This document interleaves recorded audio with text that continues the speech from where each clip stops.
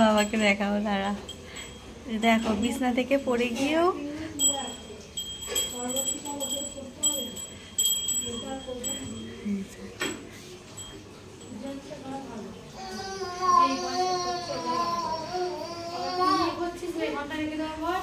চলে ঘন্টা রেখে দিয়ে যা।